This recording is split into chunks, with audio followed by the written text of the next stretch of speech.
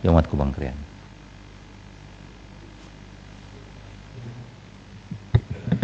Terima kasih Datuk Yang Dipertua kerana mengizinkan saya juga berbahas tentang rang undang-undang meminda kanun kesiksaan, dan saya tidak akan mengambil masa yang panjang untuk menyampaikan membahas rang undang-undang ini.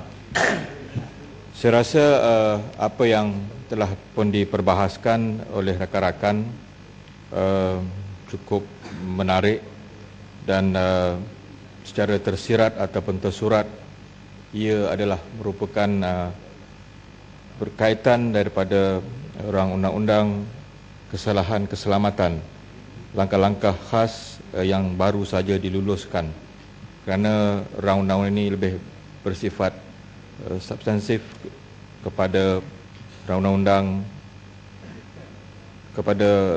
yang telah pun dibahaskan sebelum daripada ini.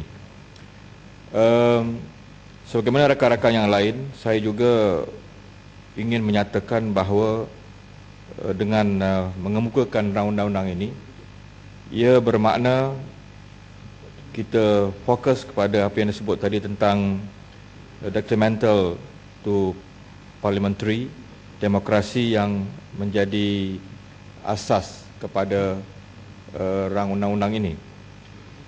Dan dengan mendengar beberapa perbahasan daripada rakan-rakan tadi, terutama Kota Belud, dah pun keluar, beliau banyak menimbulkan perkara-perkara baru yang saya rasa harus kita jawab dan juga seharusnya menjadi perhatian kita terhadap perbahasan rang undang-undang ini. Saya ingin mungkin bermula daripada melihat perbahasan detrimental to the parliamentary demokrasi ini yang betul daripada kepada skala yang lebih besar. Yang saya rasa apabila bercakap tentang detrimental to parliamentary ini, kita tidak boleh terpisah daripada melihat kepada isu-isu yang berlegar daripada perlembagaan negara itu sendiri. Dan perbahasan dan perbincangan tentang perlembagaan itu yang melahirkan pindaan-pindaan, dan kemudian setelah daripada itu juga melahirkan banyak akta-akta, termasuklah Akta Keselamatan Dalam Negeri yang telah pun dimansuhkan melalui rang undang-undang kesalahan keselamatan, langkah-langkah khas 2012 itu adalah sangat menarik. Dan tidak timbul isu yang mengatakan bahawa kita tidak menghormati sejarah, kita tidak mahu apa yang dikatakan berbeza pandangan, dan kita rasa mungkin terhiris ataupun terkilan dengan teguran-teguran yang seringkali pergi dan datang daripada Dewan ini sendiri. Saya ingin mungkin bermula kepada sejarah perlembagaan itu sendiri, di mana kita melihat ia bermula dengan satu Suruhanjaya yang dikenali dengan Suruhanjaya Rare, yang dianggotai oleh Sir Ivor Jennings B. Malik daripada India, iaitu bekas Hakim Allahabad, Sir William McKell dari Australia, bekas Governor General, dan juga Hakim Abdul Hamid daripada Pakistan. Dan Suruhanjaya ini dikenali sebagai Suruhanjaya Rare, di mana telah diamanahkan untuk memberikan cadangan-cadangan kepada perlembagaan negara kita.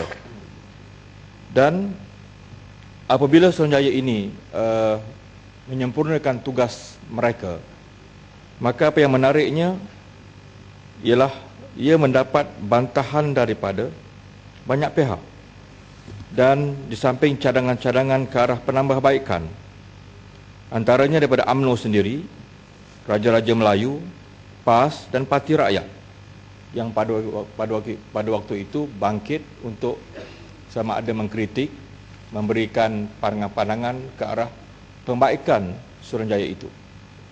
Saya sengaja membawa perbahasan ini supaya kita melihat kepada latar belakang ataupun backdrop of the history, supaya tidak timbullah masalahnya bila kita memberikan kritikan kepada mana-mana pindaan kepada perlembagaan, hatta kepada pindaan kepada perlembagaan itu sendiri sebagai sesuatu yang asing, sesuatu yang pelik.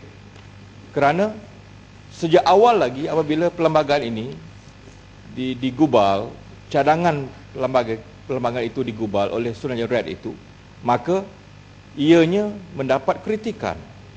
Lahir pandangan-pandangan untuk ke arah memperkasa penambahbaikan Suruhanjaya itu sendiri, sehinggalah akhirnya diterima sebagai perlembagaan negara ini.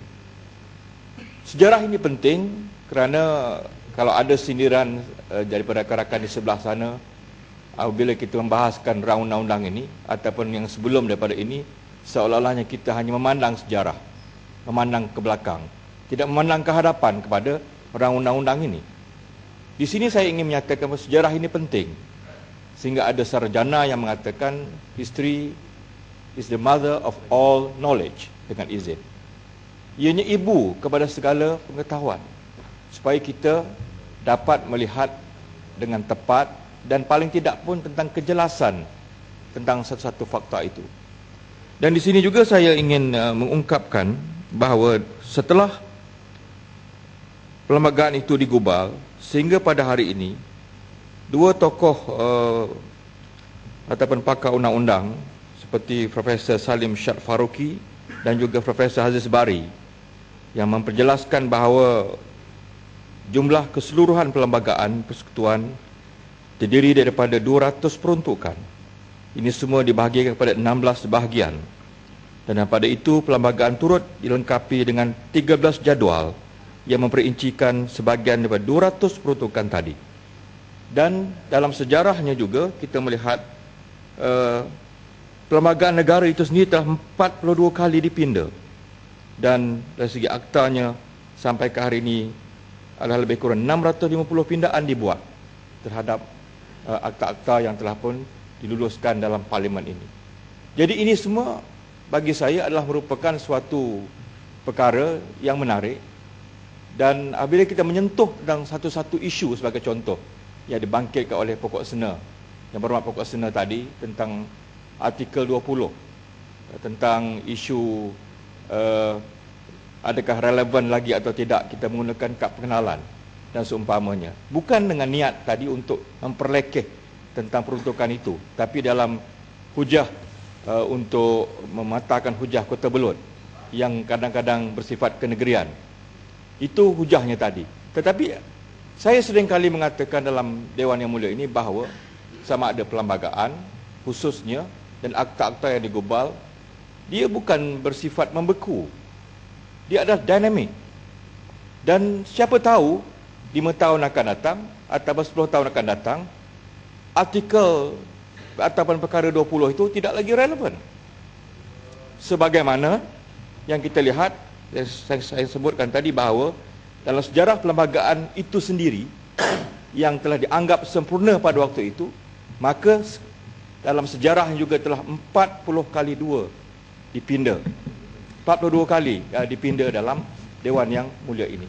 Ini membuktikan bahawa apapun kepentingan pada waktu itu ataupun keperluan pada waktu itu, ia bersifat perlembagaan, ia bersifat pada waktu itu sangat diperlukan, tetapi dia tidak memastikan dalam mana-mana perlembagaan di dunia ini pun ianya tidak boleh berubah, ianya tidak boleh dipinda, ianya adalah satu yang dinamik, yang bersesuaian dengan perkembangan ketamadunan dan perkembangan negara itu sendiri. Kepala Kedah bangun. Minta penjelasan sikit. Terima kasih Datuk Ini Ketua. Apabila Kubang Krem cakap soal sejarah dahulu ketika merangka rang undang-undang, apa yang menjadi kebimbangan kita ialah seperti mana ucapan Perdana Menteri Malaysia yang pertama ketika menggubalkan rang undang-undang Akta Keselamatan Dalam Negeri. Beliau menyebutkan bahawa akta ini tidak akan diguna untuk hanya diguna semata-mata untuk melawan komunis. Tidak digunakan untuk menahan orang-orang yang berbeza ideologi politik khususnya. Tapi apa yang disebut oleh Kubang Rian, yang menjadi kebimbangan kita ialah jaminan Perdana Menteri ketika menggubal rang undang-undang hari ini, begitu juga. Tetapi apa akan jadi kepada generasi yang akan datang sekiranya mereka boleh menggunakan klausa-klausa yang begitu luas untuk menggunakan budi bicara mereka untuk menahan golongan-golongan yang menentang mereka. Apa pandangan Kubang Rian? Terima kasih. Terima kasih sahabat saya daripada Kuala Kedah yang saya rasa keprihatinan beliau terhadap tentang beberapa yang klausa yang kita anggap sebagai terlalu umum ataupun open-ended, yang saya rasa itu yang menjadi asas kepada kritikan dan pandangan kita pada hari ini. Maka dengan sebab itulah banyak janji-janji yang dilafazkan pada waktu itu yang kelihatan bersesuaian pada waktu itu, tetapi kadang-kadang bila sampai kepada zaman ataupun era pada hari ini, ianya tidak lagi dipraktikkan dalam konteks mendapati janji-janji ataupun dalam konteks kita melihat tentang konsep ataupun pendekatan terhadap perlembagaan itu sendiri ataupun akta itu sendiri pada hari ini. Demikian juga kalau kita melihat tentang Akta 144. Kalau kita tanya saksi hidup yang masih ada seperti Profesor Diraja Engku Aziz, Yang Berhormat Mulia Gua Munsang, yang selalu saya baca dalam satu memo Tun Sufian dan juga tokoh-tokoh yang lain yang saya masih ingat waktu itu yang seringkali berserapan di Seri Taman untuk membina akta itu, yang memang jelas membuktikan bahawa iltizam kerajaan pusat untuk membantu negeri dalam yang bakal mengeluarkan hasil petroleum. Dan kalau almarhum masih hidup, mungkin dia ada lagi dalam dewan ini, mungkin 144 itu mungkin diaplikasikan dalam keadaan yang tidaklah seperti pada hari ini. Itu contoh bagaimana kita melihat iltizam ataupun kata-kata yang dilakukan oleh pemimpin pada waktu itu, yang kadang-kadang bila sampai pada tahap yang ada pada hari ini, ianya tidak dapat dipraktikkan dalam konteks perlembagaan itu sendiri. Jadi dalam konteks itu, saya ucap terima kasih kepada Yang Berhormat Kuala Kedah yang memberikan kita suatu peringatan, dan janganlah dianggap peringatan seperti itu untuk kita sentiasa melihatkan sikap tidak bersetuju. Itu bukan rohnya, itu bukan spiritnya dengan izin. Itu bukan semangat yang kita cuba untuk kita tunjukkan. Dan apa yang paling menarik kalau kita melihat kepada perlembagaan itu sendiri yang 42 kali telah dipinda. Saya menggunakan istilah Datuk dan Tua menarik, ya. Bukan saya menggunakan istilah orang kata suatu yang tidak baik ataupun seumpamanya. Yang paling menarik sebagai contoh adalah tentang pindaan kekebalan Raja-Raja Melayu 1993, yang pada waktu itu 98 orang ahli parlimen dalam dewan ini mengambil bahagian sama ada mendengar, membahas, membentang, menyokong dan menentang tentang pindaan itu. Itu yang paling menarik. Jadi kalaulah daripada meminda perkara-perkara yang melibatkan tentang institusi Jabatan Perkhidmatan Awam, meminda tentang isu Suruhanjaya Perkhidmatan Air Negara, itu semua memerlukan kepada pindaan perlembagaan, sampai pada tahap meminda tentang kekebalan Raja-Raja Melayu pun dibawa ke dalam Dewan Yang Mulia ini. Jadi kalau kita ingin melihat kepada apa yang sebut tadi tentang parliamentary demokrasi, maka saya rasa tidak ada masalah untuk kita sama ada kita memberikan teguran, sama ada kita memberikan pandangan kita, ataupun kita memberikan apa yang dikatakan cadangan terbaik kita pada waktu itu. Itulah merupakan suatu yang diterima pakai dalam Dewan Yang Mulia ini.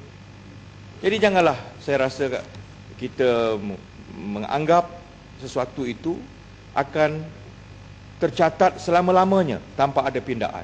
Sedangkan perlembagaan itu sendiri memperlihatkan bahawa ia boleh dipinda. Apatah lagi akta-akta yang bersangkutan dengan muamalah kita yang ada pada hari ini yang berkaitan dengan penahanan tapak bicara ISA, yang kejayaan yang boleh kita sifatkan pada hari ini adalah saya rasa daripada hasil perjuangan civil society dan kita semua yang ada dalam Dewan Yang Mulia ini. Jadi saya melihat tidak ada masalah untuk kita memperbahaskan apa-apa isu, apa-apa pindaan ataupun apa-apa cadangan selagi mana kita menghormati framework Constitution yang mengizinkan kita berlegar di dalamnya.